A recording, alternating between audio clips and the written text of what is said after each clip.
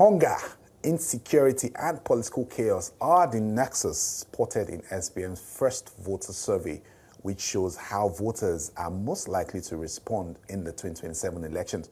Now, the survey shows that nearly 80% of Nigerians say the country is headed in the wrong direction, while Peter Obi's net favourability stands at 58.3 points, positive in that sense. Now, the NDC leads APC by 57.4% to 11.3%, with 11% still undecided.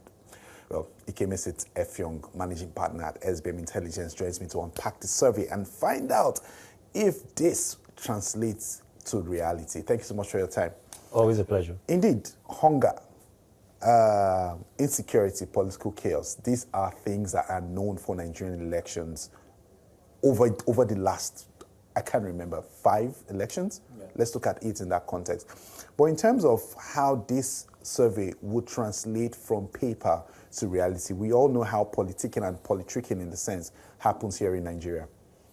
Yes, indeed. So what we tried to do with the voter sentiment tracker was just to get a snapshot of the headspace of likely Nigerian voters, right? So we did this in 8 states and the Federal Capital Territory, the states that we use to measure our very widely regarded Jollof Index tracker, which I've discussed with you a number of times. And we've been collecting data in those states for the better part of a decade and change, right? So we wanted to get a sense of what almost 1,000 likely Nigerian voters in those states, as well as the Federal Capital Territory, generally felt about the state of the country. 80% of them felt that the country was going in the wrong direction. What they generally thought about the president, as well as the leading lights in this electoral cycle. The president's net favorability ratings are, like you said, minus 58.5. Peter Obi's is substantially more positive. And we think that that's because, one, Peter Obi is not the incumbent. He hasn't been part of the federal cabinet. There isn't a governing track record at the federal level, aside from when he was governor of Anambra State, which a lot of people remember fondly.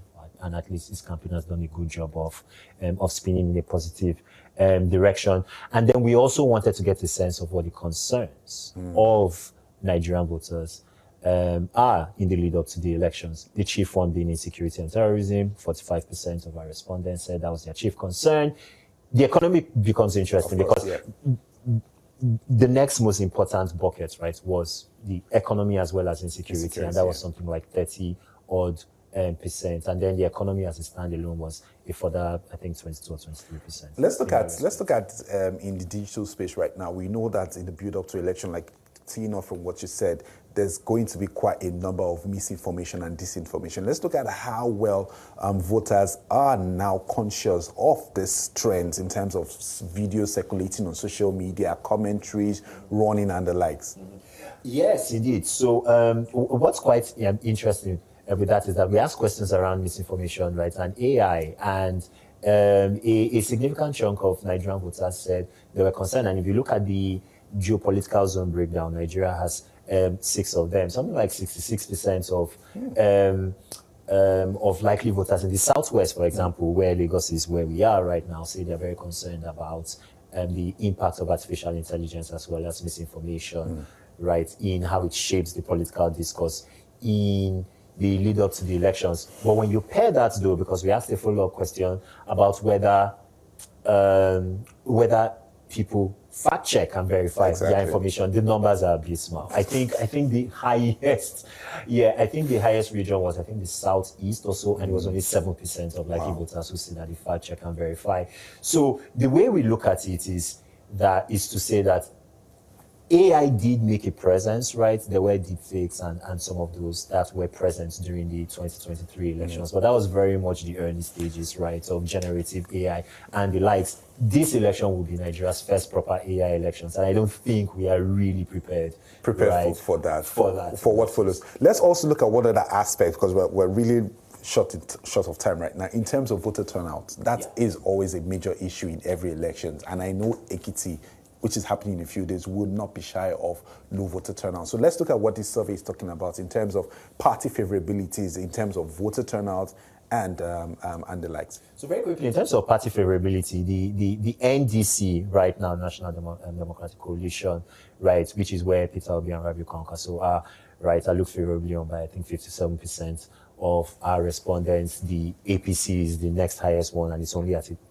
11.3%. So that's something that will definitely give the ruling administration, right, room for pause. But in terms of the low voter turnout, we've seen PVC collection rates, or at least our likely voters are reporting that PVC collection rates are relatively high. The Southwest and the Northeast are actually the lowest, in the country, which is quite interesting because the Southwest is the president's home region. So again, that's an extra layer of complexity that we need to factor into the model. Yeah, but then the outlook on turnout is a lot more mixed. And the way we look at it on the whole, and we state this in the report, is that in a high voter turnout scenario, the opposition is competitive. In a low voter turnout scenario, the president and the incumbents, right, are favored. But if you look at the trajectory of all the off-cycle elections, Ekiti inclusive, yes, right, as well as the last three general elections, turnout has been dwindling, right, year on year. And we are not yet seeing a lot in the data to suggest that Nigerians are frustrated enough, Nigerians are angry enough that they will troop in their numbers. Right? So one word response, your final response. Okay. On paper, on survey, who is winning 2027 election? Don't put me on the spot. That's forward. Thank you so much, Ikemesit, Effiong, managing partner at SBM Intelligence.